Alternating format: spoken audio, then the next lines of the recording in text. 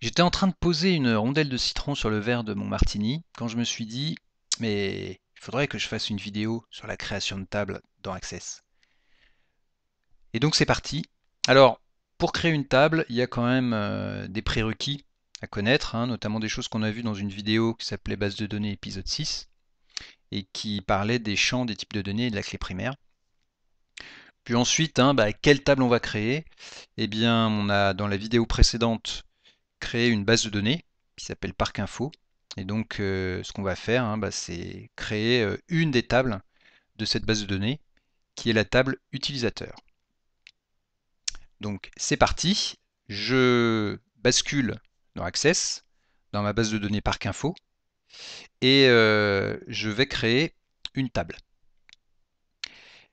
La création de table, ça se fait en utilisant l'onglet Créer, et puis ici en sélectionnant la façon dont on veut créer la table. Donc, ce que je vais utiliser comme mode de création de table, hein, c'est mode de création de table, c'est justement le bouton création de table, qui est le mode de création plus simple et plus direct pour créer une table.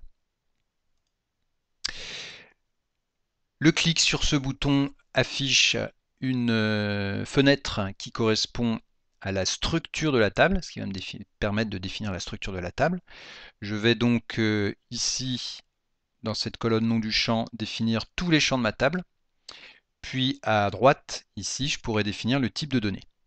Vous voyez, hein, dans cette liste apparaître des types de données dont on avait parlé précédemment. Donc tout ce qui est texte, hein, c'est texte, mémo, lien hypertexte. Les valeurs numériques. Numérique, il y a aussi numéro auto, dont on parlera plus tard. Date, date-heure. Monétaire, c'est du numérique formaté spécifiquement pour tout ce qui est devise. Et puis, on a d'autres types de données, hein, qui sont moins usuels, qui peuvent avoir leur intérêt, mais qui sont moins importants. Je vais donc définir les champs. Alors, je vais commencer par l'identifiant de la table utilisateur, qui s'appellera ID user. Puis, je vais définir le nom, le prénom, la fonction de l'utilisateur, ainsi que son téléphone, hein, ou aussi son poste dans la société, son numéro de mobile,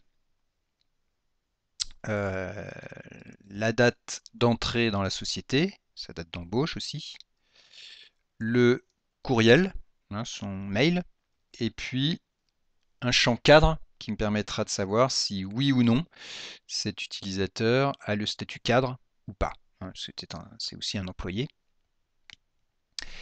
Vous voyez ici que je n'ai pas défini le type de données, je vais le faire maintenant. Donc pour ID utilisateur, je vais définir son type en numérique.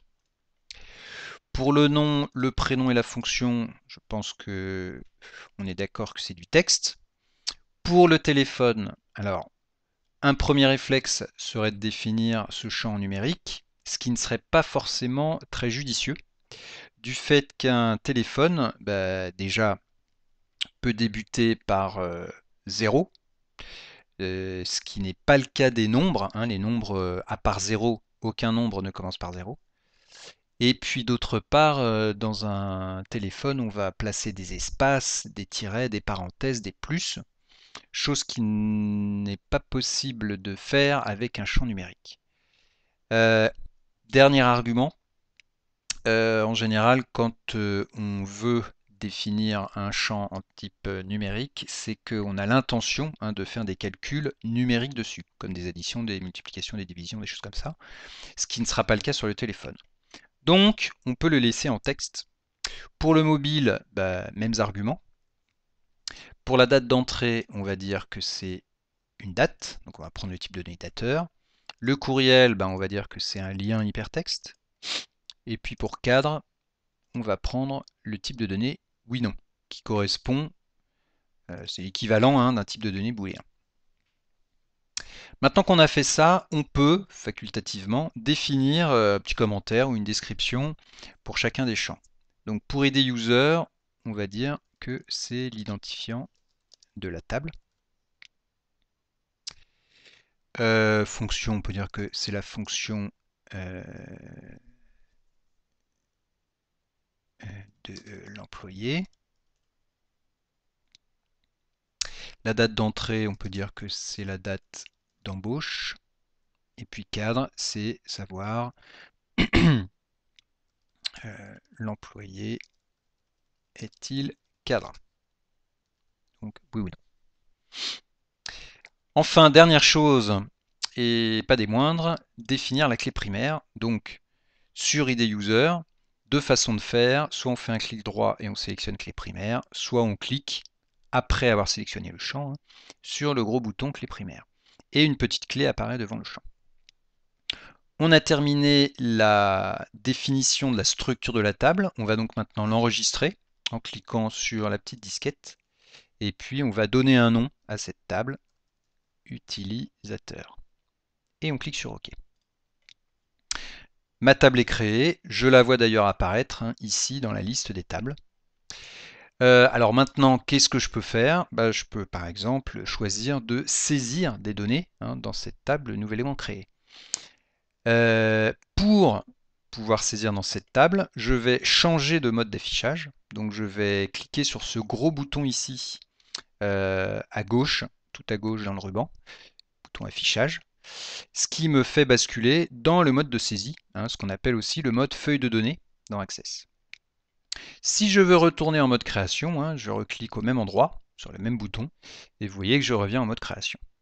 Alors ça peut être intéressant si par exemple j'ai envie de changer la disposition des champs, par exemple le courriel, j'ai envie qu'il apparaisse avant la date d'entrée. Rien de plus simple, ici je sélectionne le courriel, puis je le resélectionne et je le monte. Tiens, d'ailleurs il veut pas, mais je pense que à un moment je vais retrouver la main, voilà. Donc je le remonte d'un champ et je le place derrière mobile. Donc je repasse en feuille de données, j'ai modifié la structure de la table, donc je dois enregistrer les modifs, je dis oui. Et vous voyez ici que le mobile apparaît, le courriel pardon, apparaît bien juste après le mobile et avant la date d'entrée. Voilà, donc nous avons terminé sur ce qui concerne la création de la table. Nous verrons dans une prochaine vidéo ce qui concerne la saisie dans la table. Je ferme cette table et je vous dis à la prochaine.